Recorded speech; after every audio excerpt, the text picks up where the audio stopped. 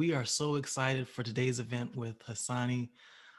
Before we dive in, I just want to take a brief pause to just acknowledge the challenging times that we're in as a country.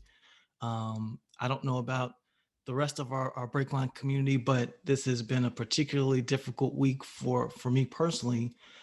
Just seeing the violence that's taken place against the Asian American community. Um, the one solace that I do feel is as I'm able to navigate the week with communities like the Breakline community, communities like the one that we're here able to create today and just have safe spaces. I just wanted to encourage anyone who is on this call, if you're feeling any kind of emotions, regardless of what it is on the spectrum, that you're in a safe place and that you've got people that care about you. As I thought about this week, one of the quotes that came to mind was from Dr. Martin Luther King Jr., where he said that darkness cannot drive out darkness, but only light can do that.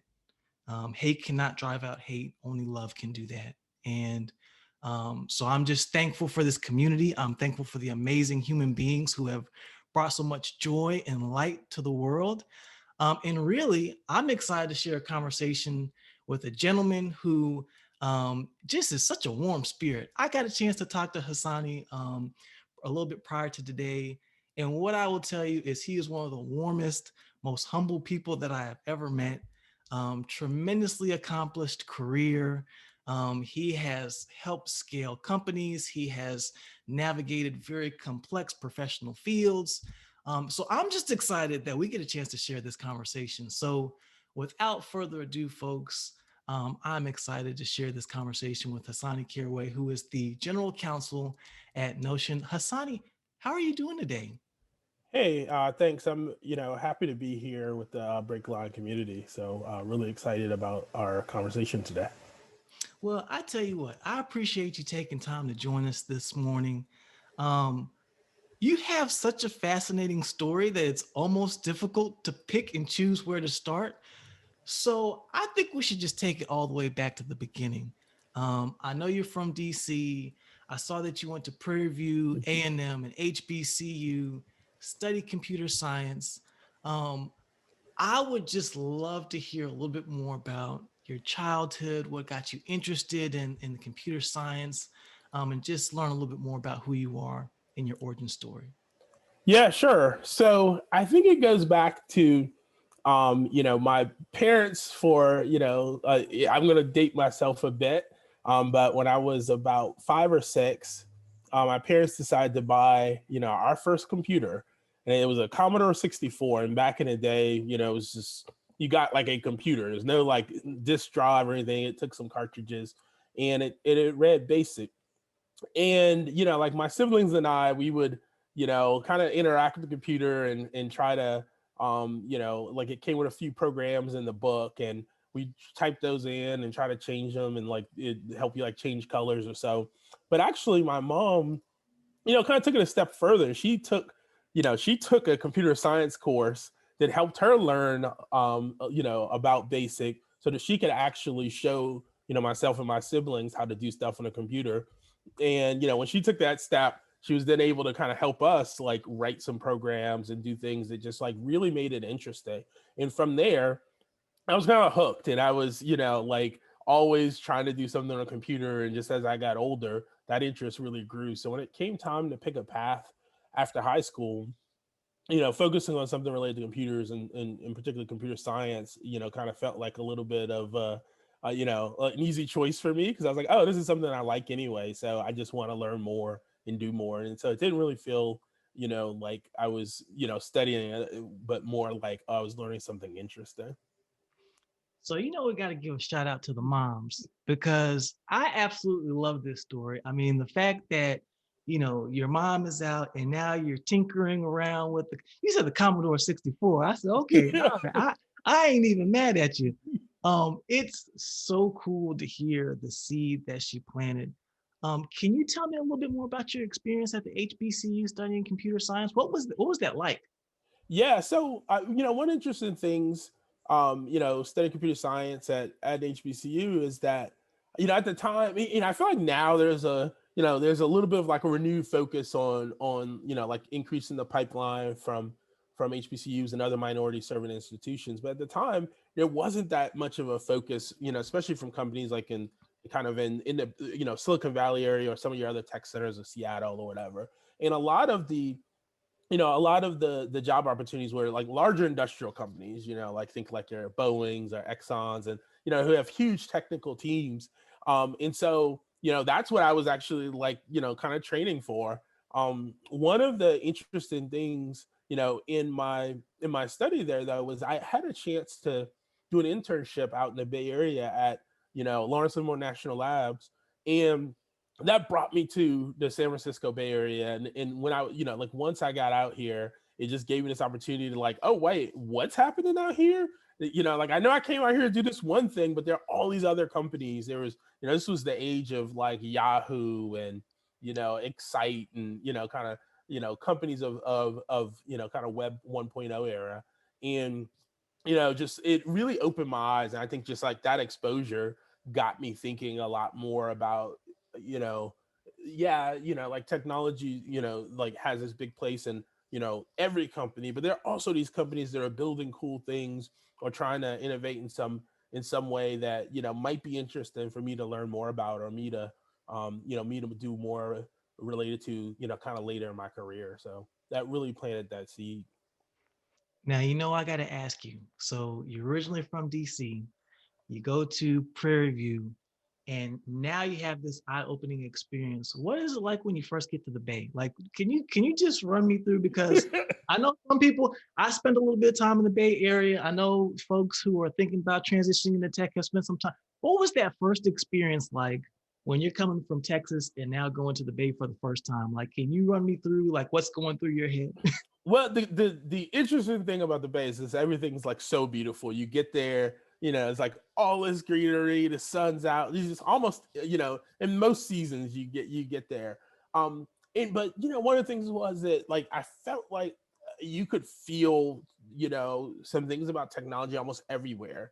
As part of my as part of kind of my initial training for my internship, they sent me to a course in San Francisco, and I take Bart out there, and you get off, and everywhere, I was in a course with other people from who were doing software development, or we were focusing on learning this particular language. And so everything that you interacted with, or like there were people who were doing something in technology, so it just it normalized it a little bit more for me. And that, I think that was that was important in terms of just like making me understand that, okay, wait, this isn't something that's like, okay, there's only like a small group of people doing something. It's like, no, there's a ton of people in this industry, and there's a whole kind of ecosystem around it, and this is something worth investing my time in trying to get into more diligently. So So I appreciate you sharing that, because I can only imagine what it was like with the Tech 1.0. You're seeing the Yahoos, you're seeing just this boom, and you're getting a chance to be a part of this growing industry. And this is where I really wanted to unpack your story a little bit more, because you're in this space, you're making these moves, and then you have a pivot. And I think this is something that's really cool to just share, especially with our BreakLine community, because I know a lot of folks on this call are potentially transitioning from one field to another. And you transitioned from computer science into the law field. You went and got your JD from NYU. And my question is these are two very difficult things from two very different spaces. Like, what was it that compelled you to make this hard pivot and then just switch into the legal field? yeah, so when I was more the computer science and on the technology side, I started to get interested in like what happens after something's developed. Like, hey, it's great, there's a vision for what we need to make, and like let's make it. But then I started really thinking like, how does someone build, protect, a business on top of that? And this was also happened to be in the era of, you had a lot of the some of like the Linux related, copyright cases with people suing. companies that were using like open source software.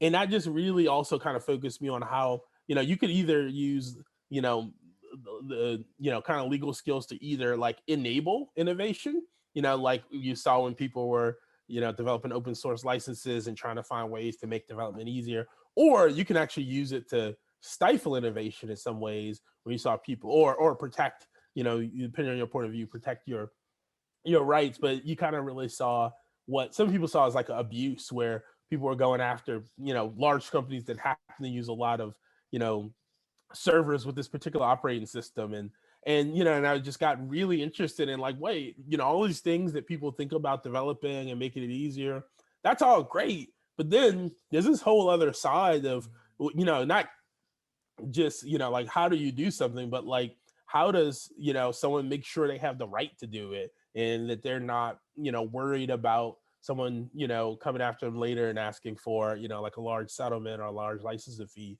So that just opened my eyes to, wait, there's a lot more to technology than purely on the, development side. There's this whole business, side where you got marketing and, sales and, in my case, legal. And I was like, okay, I want to really combine these skills that I have. Like, yeah, I know something in one area, but I want to really transition that in a way to apply that in a different way.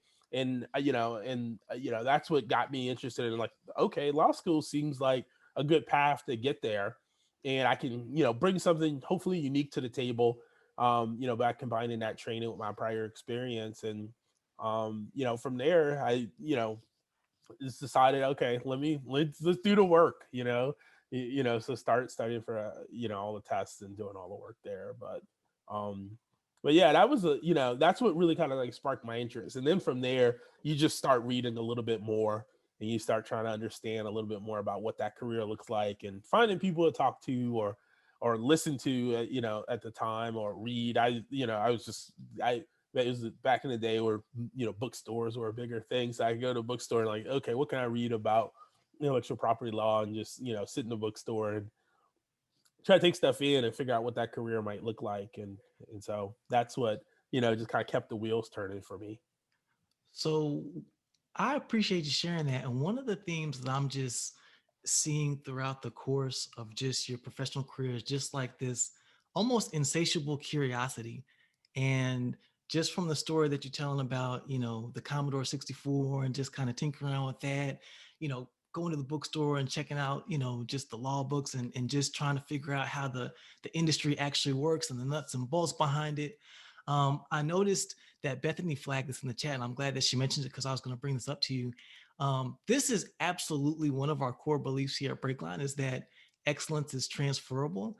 And I would love to hear a little bit more as you were making this transition into the legal field. Were there moments where you like felt this overlap of like, wow, like I've developed this really deep skill set in computer science, but some of these traits are now helping me gain a deeper insight into the legal field as well. Can you kind of share how those dots connected with you? Yeah, sure. So the interesting thing about like the two areas is that, I think both of them have, this ideal that there's like specialized language that's used, in the field. And I think you probably find that with a lot of industries. You're like, okay, I can, what we're doing is X, but in order to make it work for a computer, I need to write it in a language that, that it can strictly interpret. It's like, do this one thing, then do this other thing, or otherwise do this other thing. So like it's just like very literal. And I think that some parts of the law,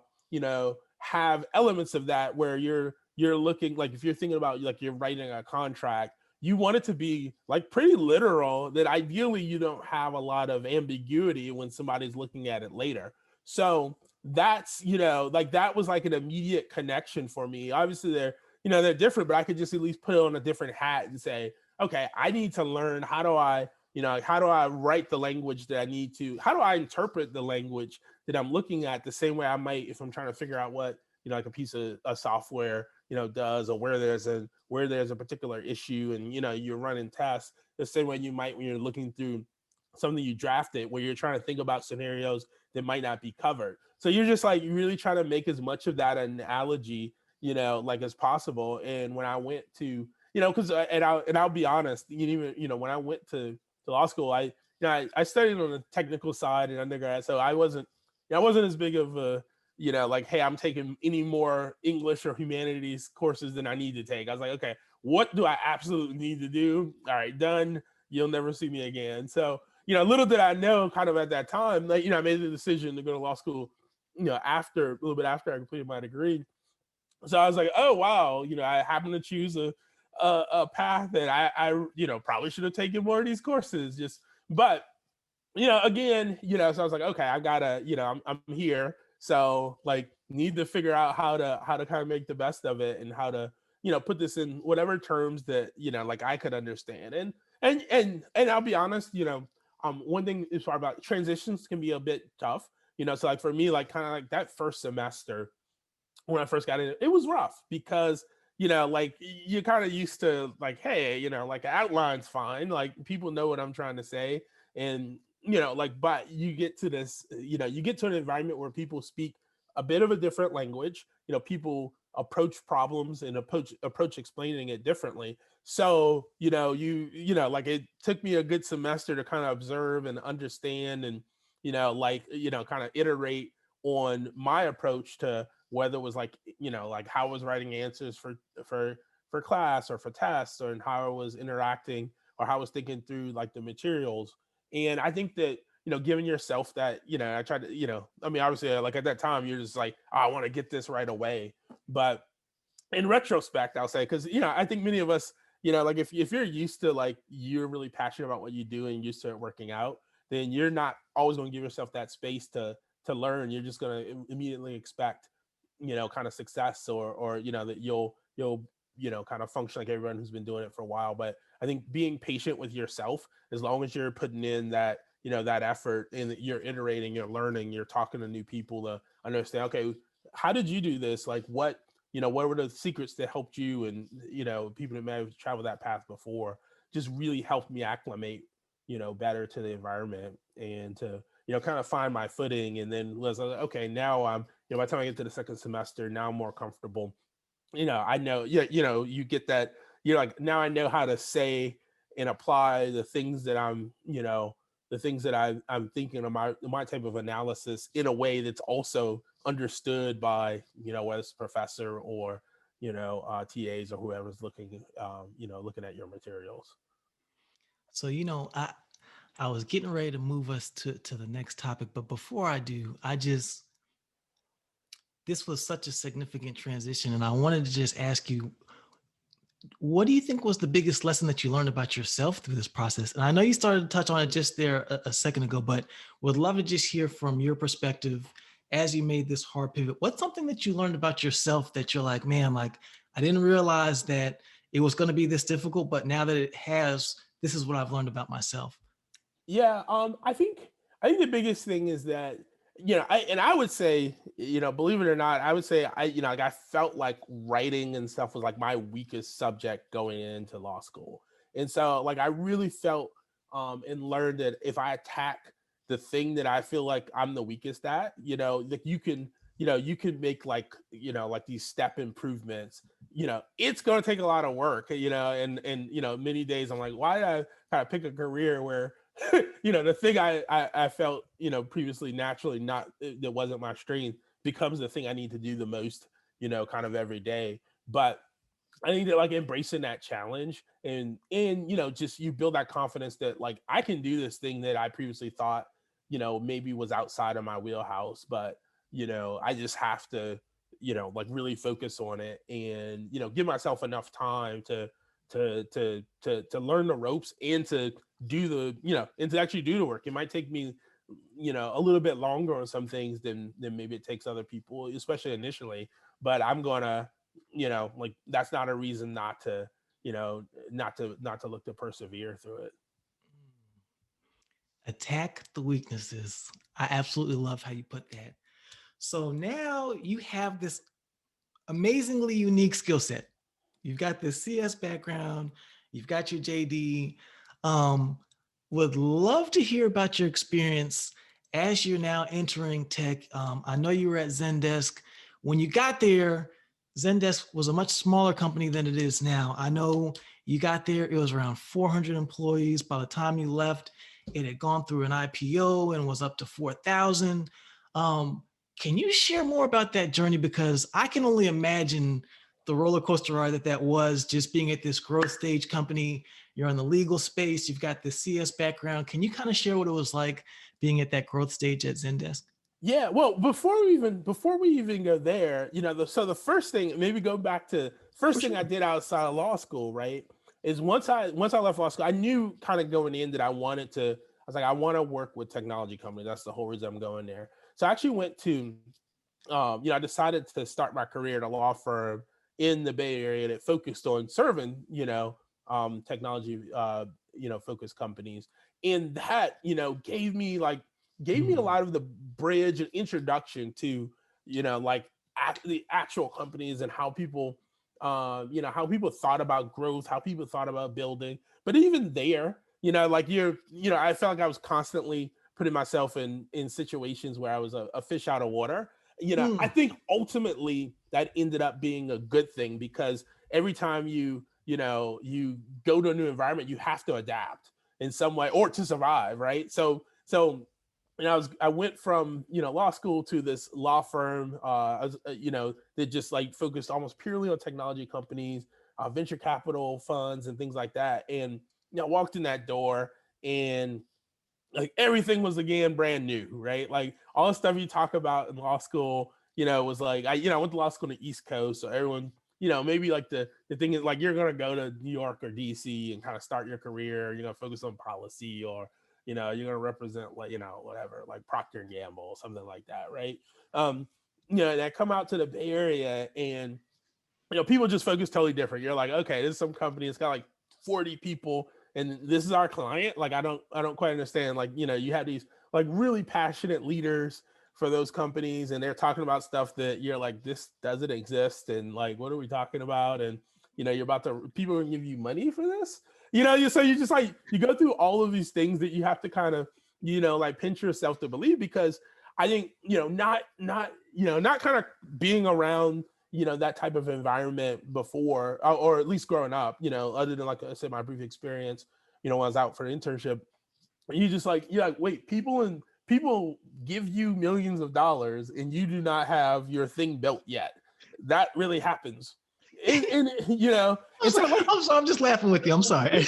yeah, so think about, so it's like this feels natural to people in tech and all this other stuff, but like, go elsewhere in the country and like just like go to whatever the coffee shop and tell somebody that, people are like, what? No, that's not happening. So but it was really happening. I'm working on the, like, they're paying the law firm I'm at, you're seeing the deals, just seeing the wires go through, you're like, no, that was real money. So like like one, just like understanding, okay, well, what is it that people are, like, why are people doing this, like, why are people investing, why are people putting part of their career in some of these opportunities. And the great thing about working with a ton of clients, you see there's just like every other business, there's a huge there's a lot of there's the huge part of the top of the funnel, right, where companies are coming in, but then you see that some of them make it and some of them don't, so you get to see a little bit of that. But then you see the companies that make it, like, you know I, they can eventually do some amazing things. They're eventually able to collect talent, they're able to, like figure out their market, they're able to build that product kind of with that talent they collect. And you see, okay, well, there's something here. And the other thing is, it helps to kind of like humanize a lot of company stories. I think that if you feel like you're outside looking in, often you can look at people as like these giants that are like superhuman or whatever. But work with the company through that cycle, and you'll get to know the humans who are part of that building.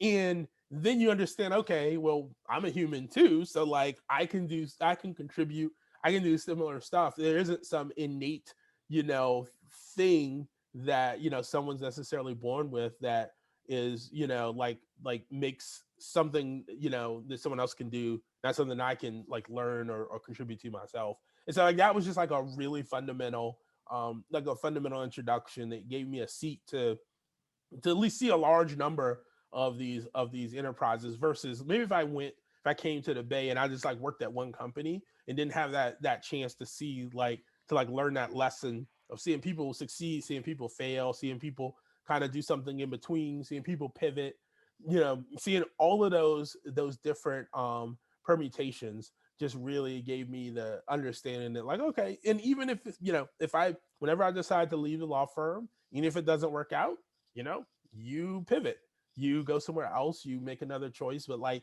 I feel like some parts of technology and working in the industry are embracing some of that risk, right? Like you may be trying to do something that someone hasn't done, even if you're at a more established company. And yeah, it doesn't always succeed. Like you think of big companies, Googles of the world, whatever, they've all introduced stuff that's failed, spectacularly, right? And so if you can, like if you can kind of, internalize that, yeah, people aren't afraid to fail, then you can also internalize that for yourself of, not being afraid to fail. And that just like opens up a lot of doors for you when you get comfortable with that. So I really love the fact that you share this with the group, because I think this is something that is unique to the tech industry that a lot of people outside the industry don't understand or don't really conceptualize. And one of the questions that I want to ask you before we move on to Zendesk was this an intentional pit stop for you? Was this part of, did you have a plan in place in terms of wanting to get this experience and see this exposure before you dove into an actual tech company, or did this all happen serendipitously? Yeah. Because I know some people are planning. I'm a planner. So I'm like, Yeah. okay, I want this to happen. Then I want this to happen. Then this is going to happen next. And then it's going to be perfect. And then it never works out like that. So for you, was this a very planned out and methodical kind of career roadmap, or was it more a serendipitous kind of natural progression of things? Yeah, well, I knew I wanted to go and definitely start a law firm first because it just provided this really, really structured training. And there are terrible parts. Like, I'm sure everyone's kind of, everyone's gonna have that kind of those experiences where you're like, hey, like I'm gonna learn something in a really structured environment. I may not enjoy how I learn it. I may not enjoy the, every part of it, but I'm getting better. And that was like, for me, that was why I wanted to go to, a law firm prior to, taking the next steps, because it would just give me a lot of the core skills, a lot of core understanding of, like what needs to be done to really fulfill my role as an attorney, above all else. Cause that's the thing you want to do is you want to make sure that was where I could build my excellence, in the field. And so you want to have that experience where you have that chance to hone your excellence before you need to go apply it and just like, kind of the Swiss Army knife way or whatever, where you're being a little bit of a jack of all trades. And so, it really gave me that opportunity. It also gave me the chance to, like I said, really meet a number of different, types of clients, types of, companies, to start getting more comfortable with a lot of the language. When I got to, I had, by the time I finished law school, so I understood like legal language, but then I didn't understand the world of technology in the world of like, okay, what are people talking about, like product market fit? What are people talking about with, customer journeys, all of these different, all these different terms that, were unfamiliar to me from, before. And, I would encounter them and of course, wouldn't know what they meant at first. And you're just kind of in that, you just like, oh, can you repeat that? Just because first time you encounter a term, you may not even know, like, wait, what did someone just say? And if I got a little bit more detail, then great. If not, I was fiercely kind of writing that in the margins of my notes or whatever. And I was like, hey, here are the things I need to go on, the web tonight and like at least have some basic understanding of what they are. I always had this rule that like, hey, the first time I'm okay the first time I encounter something and I don't know what it is, but like it's my job that the second time it comes to me, I at least have a basic understanding. I'm not going to be an expert, but I'm going to know enough to know what someone's talking about, know how that connects to the conversation, and ideally be able to, have input in that conversation or be able to, participate. So, that's, like that just gave me, basically, whatever, 15 hours a day of that, so, and, day in, day out or whatever. So I think that it ultimately really kind of set me up in a position where I could then explore the next opportunity and really apply some of that in a different way.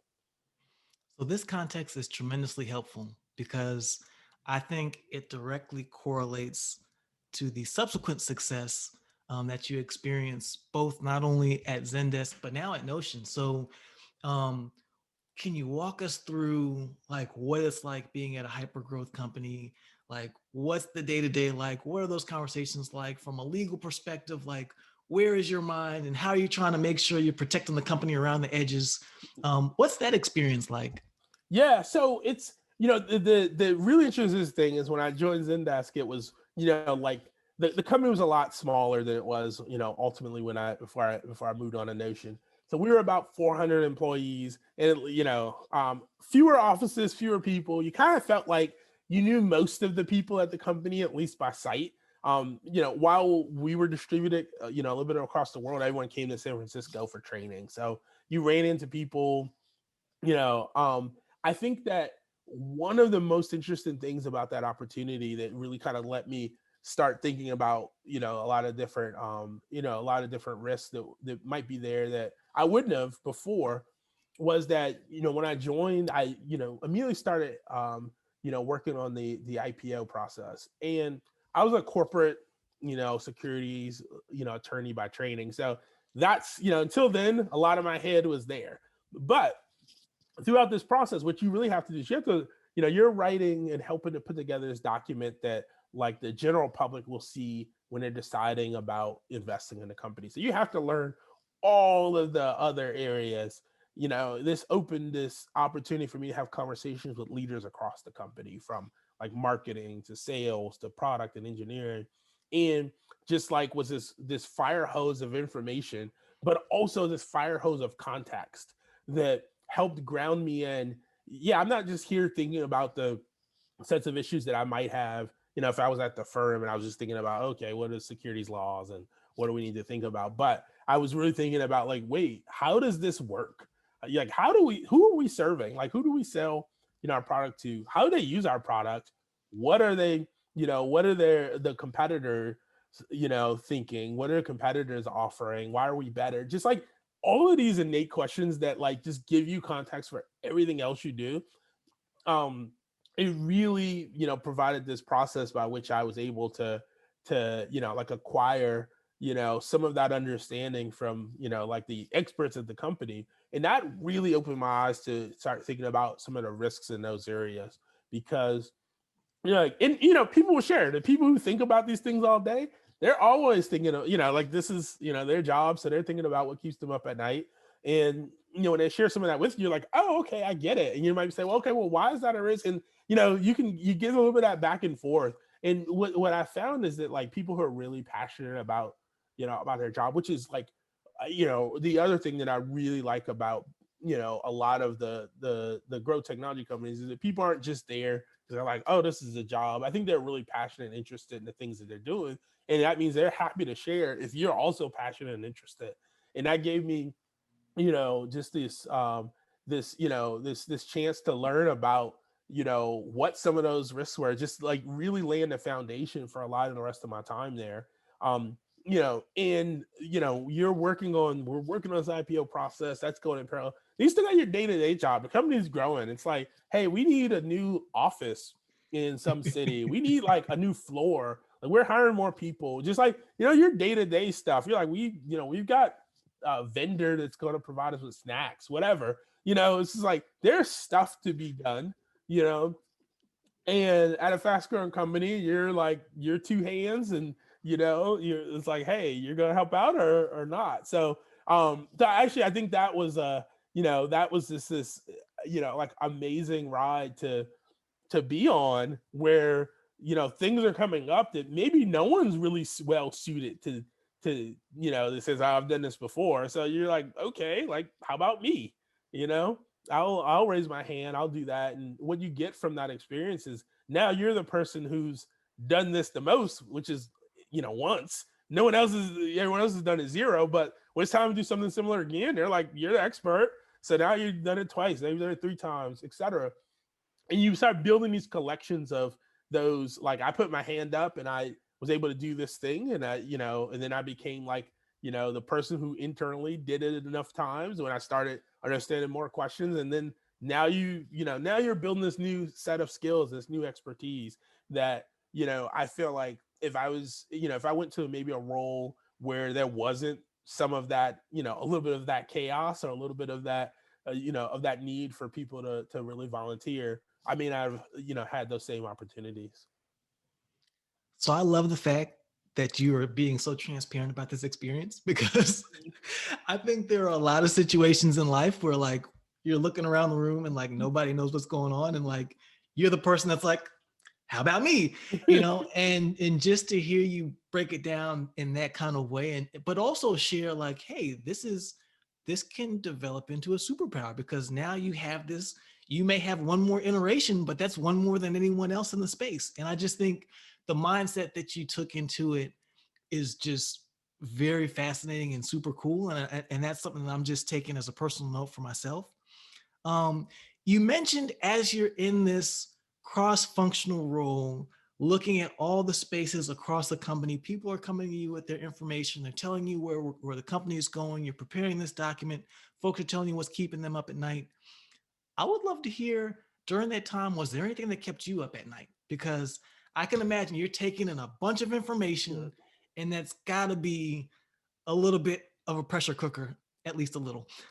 So how about yourself? Like, was there anything that kept you up? I mean, of course. You're gonna have things that you're like, one, you don't know what you don't know. And so like when you're a person who's thinking about some whatever brand of risk that you're responsible for managing, and especially when things are moving quickly, you have a lot of people who are working in the highly like independent in terms of the things that they're doing. And so just by that nature, sometimes things on one side move faster than you might understand or might know about. So, so like for me, one, you have to get comfortable with, things aren't going to be perfect, and you're not going to, you never solve every issue. You try to solve otherwise you go crazy every day. So you figure out what are the biggest issues with the highest likelihood to happen, and that's how you're like, that's what I should focus on, that's where I should attack. And then you got to go down a list. Okay, these are really likely and maybe not as big, and you start kind of working on that. And the ones that are like, you're like, this is not likely to happen, maybe the impact isn't that big, you realize you may not get to those. You may understand them. You may say, here's what we need to over time develop, like a way to mitigate them. But yeah, there's just things that I mean, maybe by nature I was thinking about, but like you learn to figure out what's kind of in the realm of, like where you can apply your resources to manage. So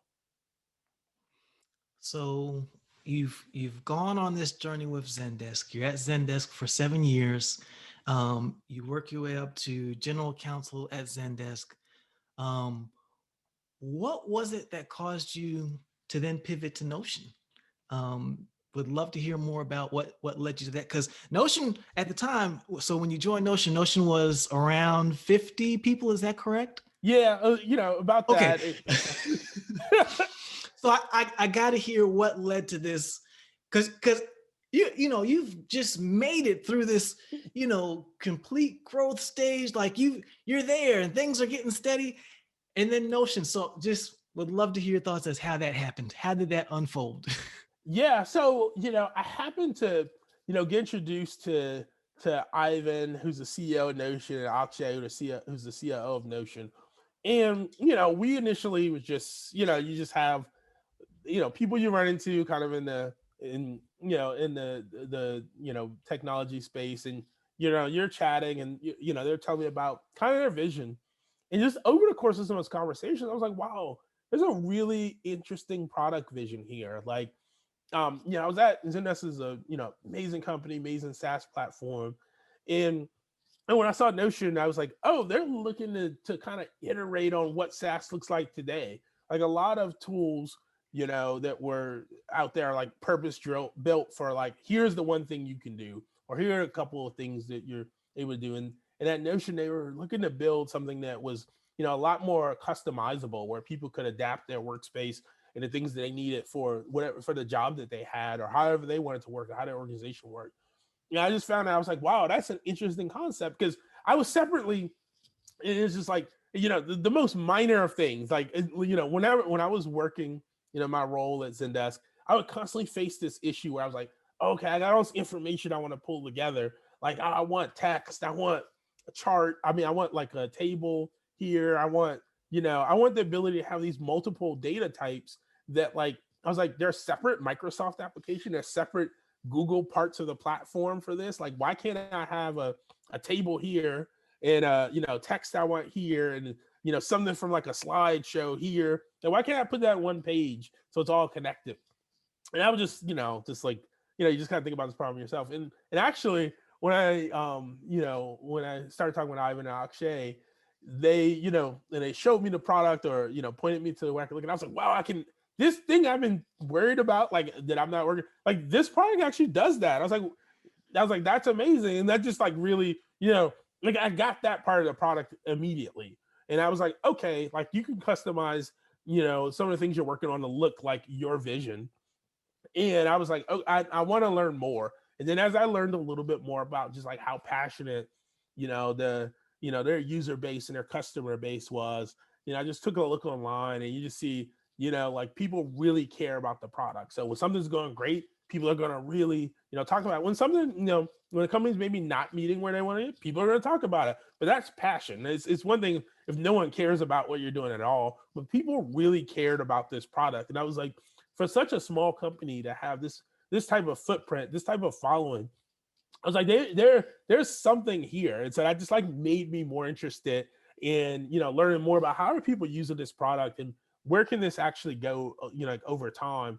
And during the course of the conversation, just really started to understand, like, okay, there's a lot of work here, and this is going to be hard, but if, it's like, if we could pull this off, if I join, we pull this off, this would be like a, like a significant shift in how people work. And just over the course, it was, kind of during, it was over the course of the last year. And so you had a lot of people move into working asynchronously, being distributed, needing to share information. So the company was really, people was really on the radar for a lot of people who were trying to solve, like, today's work problem. And the more I thought about it, it's like, it's not just during a time when people are working remote, and like the next phase will be people working in a hybrid manner, or more distributed, whatever that looks like. I was like, you can't necessarily use the same tools that you were using when you just expected that, like, we're all going to be in a room and we're going to put up a presentation and that's going to work. You got to really think about a tool that kind of fits fits the fits the working environment of, like, today and tomorrow. And that just, like that's what drew me in, the product itself. And then as I started meeting people, that just kind of, like, really cemented my decision. And that the company was really trying to build this, this community of not only users and customers, but even, like, the employee base, and building something special. And so I was like, okay, like, sign me up. You know what's funny is I was trying to hold in a chuckle over here, because we have a teammate, Zain Kanab, who has this phrase, there's a 2% chance that this may happen, but if it does, and as you were talking, I was literally thinking how, sometimes the organization just takes on, like, these massive challenges, they take on these complex things, but you realize, if this happens, we could significantly change the way things are done. And I think it was so cool how you just went into it with that mindset, and we're already kind of calibrated that way. And just from reading about Notion, hearing about, like, phenomenal impact that the company is already having. So I think it's just cool that was just part of your default state is, hey, we're gonna try to take the big risks and the big challenges. So before I ask this last question, I want to make sure that if you have questions in the audience, we're going to open up the floor here in a second. So please feel to drop those questions in the chat. You know better than anyone else that the tech industry is a dynamic, ever evolving industry. As the general counsel at Notion, I would just love to hear from your perspective. What are some of the things that are top of mind for you as you're thinking about the future, not only of your organization, but just across the industry, things that, we should be thinking about? Yeah. So, maybe just like stepping away from just maybe the pure tech part for a second. I think that I think that like organizations and companies that make massive impacts, get a chance to kind of set a tone for set a tone for the future. So things that people see within a company as like successful, people emulate that in different parts of their lives. And one of the things that I really appreciate about Notion is that they're really been building this you know this community and this employee base that looks like the world, looks like the country. And and I think that's like really powerful in technology when you don't always see that. And I think that like that just adds a lot more fuel to my day-to-day like desire to make sure I'm like giving my 100%. Because if like I said, if we could pull this off, not only do people think about the tool, but people also think about, like the values that the company stands for, and people start to adopt those, and people look at those as being a part of the success as much as the product. And so like when I think about like, like, hey, how do I want to build, the legal team? How do I want to interact with our, outside counsel? Like what's important to me there? What's important within the legal community? What's important with what I'm contributing to?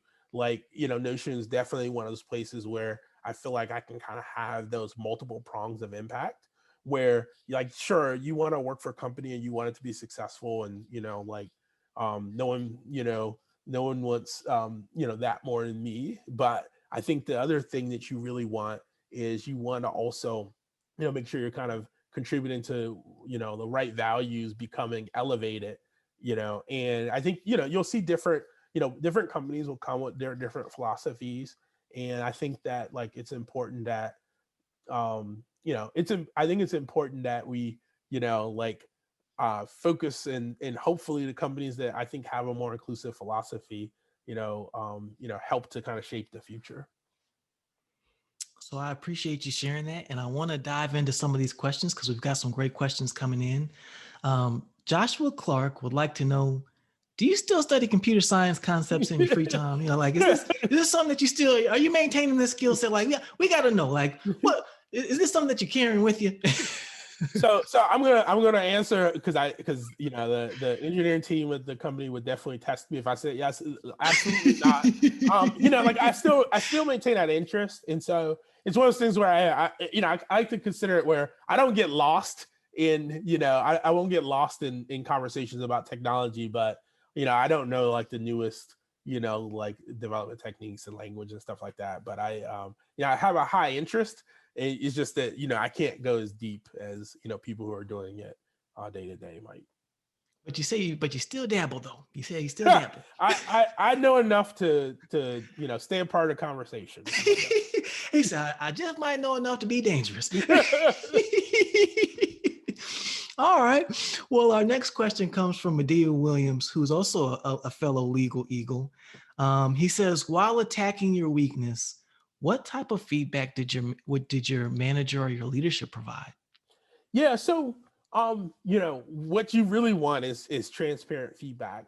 And like when especially working through like like whether it's like through law school or when I started the firm and other opportunities, people were good at telling me where I really needed to, invest more time, right? Like some of it was, and I'll just like some of it for me was like presentations, like how do you, and not just like, oh, standing up, but just how you present your ideals, like in a room of people, and exert some influence over how they might be considering a particular decision.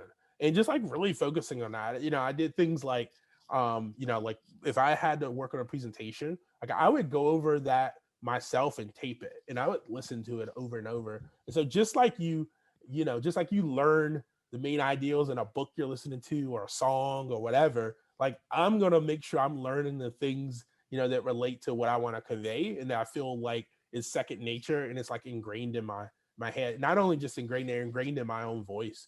And just like really focusing on, okay, I might know all the information, but if I can't, communicate it well to other people, then it's not going to go very far. So those are, yeah, like I mean, those were very specific points of feedback that like I received at different parts of my career. And I mean, I still do that today. If I have something big, I'm going to go over it. I'm probably going to take myself.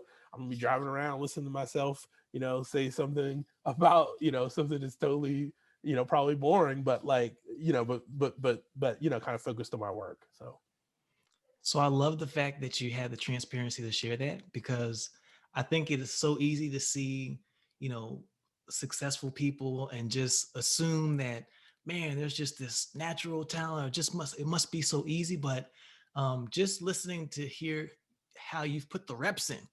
And I know, as we're thinking about our BreakLine community, this is exactly a core tenet and pillar that we espouse to. And just to hear that's something that you still do to this day, is very heartening and fulfilling. So I appreciate you sharing that. It looks like Byron Terry has a question as well. It says, have you ever worked with someone who didn't have a tech background? And if so, what advice would you give them for someone who is, what advice would you have for those folks who are coming from non-tech backgrounds in order to be successful, hit the ground running, and have a seamless transition? yeah, so I think one of the things that I think it's important to really focus on if you're coming from your transition from a different industry is like what are the and what are the elements of the things that you've done before which are going to be useful for in the type of role that you're looking to be, and regardless of what the company might be in a technology industry. I think that like some of it is it's got to be a two-way street. Like you're looking to adapt your experience, but you also need the person who's evaluating your candidacy to be looking at from a broader context of not just like, oh, I've got a checklist, did you work with this technology, check check check or whatever. um I think that like I think that the things just as a person who's done some hiring and things like that, the things that you can't teach, like you can teach someone about a particular industry, about a particular technology. You can't teach some of like that innate drive, that innate curiosity, that innate resilience. So if you can really focus on like those opportunities where you've exercised those types of skills, because when I'm going into a situation where I don't know what's ahead, like at Notion, like, hey, we could be in a different competitive landscape in 6 months, like, who knows what challenges are ahead. I want someone that's got that resilience, and it's not like, oh wow, the things aren't as great as I thought they were, they aren't as easy, like let me, look to bail, or like, hey, I want to step back. I want someone who's like, no, let's like, what do we need to do? What do I need to learn? What are the different skills I need to pick up? And we often don't communicate that well enough in job descriptions, but I think that those are the kinds of things that when I'm actually looking to hire someone, I think are just as important as experience with the direct thing that someone may need you to interact with, or from a technology side, or even just in a similar business. Mm. I want to see if we can squeeze in maybe one or two more questions. Um, as I think about our Breakline community, um, we serve three distinct communities right now. We serve veterans, we serve women, we serve people of color, all communities of which are underselected within the tech industry. I would love to hear from your experience as someone who has started from the ground up and navigated to the highest levels within the industry. What has that experience been like for you as a Black man trying to navigate your professional career in this space? Yeah, sure. I think one of the things that comes when you're trying to, you might be entering something where like maybe a lot of people don't necessarily look like you, or have your like your type of experience coming in, is that like you have to, you find yourself, I would say, like I mentioned, doing some of that like that work to make sure you understand what's happening there, to like, understand like, how do I navigate this particular situation? How do I make sure I'm a doer? How do I make sure I'm a learner? How do I make sure, I'm a person who's looking to iterate? So, like I really tried to develop those skills, like myself, to make sure that, I um like like I'm fully confident in like how I'm going to contribute to any particular situation that comes up, even if like maybe, people might, not have seen other people look like me in some of the roles I've been in, or maybe not as many. And I think that, like, for people who are looking to kind of, make that transition in tech, I think that, you might encounter situations where, yeah, people don't necessarily understand your experience, but I think that like you can still bring that experience to bear to really make an impact at an organization, and you should. And that's like I think of that as almost like a superpower, Mm. and and something where you can contribute even more to an organization than if you didn't have, some of those, whatever that particular background or experience, might be. So I love the way that you put that, by the way. I really love the way that you put that. Before we wrap up, I would love to hear if you have any parting words of wisdom for our community. You've had such a fascinating career. I've thoroughly enjoyed this conversation, as I'm sure just by reading the chat here that everyone has. Would you be able just to share a parting word of wisdom with our BreakLine community? yeah, sure. One of the things, that just in my interaction with people who've been, part of other searches, a part of other career transitions, is that like, and even myself, like when I was trying to get my first law firm job and things like that, I got a ton of no's. You're gonna get a ton of times when people tell you no, and you always hear this cliche, you really only need one yes. Like you can get 1,000 of those no's. So like really finding, like, okay, you almost need this bit of the ability to kind of like compartmentalize. You're like, okay, I'm gonna go all in on this opportunity. I'm gonna do everything I can, and like, I'm gonna get to that point where I've done everything I can, and like maybe it comes through, maybe it doesn't, but then I'm gonna do the same thing again, and then I'm gonna do the same thing again, for every different opportunity with the same passion, until you get to the yes that kind of gets you in the door. And so like, don't pay attention to the no, iterate from the no's, but like don't internalize the no's, like keep chasing the yes. I appreciate you, brother. I do. I really do. I could not think of a better way to close this week out. Um, Iterate from the nose, internalize the yeses. Hasani, thank you so much for joining our Breakline community today. This has been an absolute pleasure. I've been taking copious notes on this end, so I know there have been many pearls of wisdom that have been dropped. But on behalf of our entire community, especially during a very challenging time, it has been such a blessing just to hear your warmth, your excitement, your passion, your resiliency. And I thank you so much for taking the time out of your busy schedule to join us today. To the Breakline family, thank you all so much as well. We hope you all enjoy a wonderful weekend, and we'll do it all again soon, folks. Have a good one. Thank you all.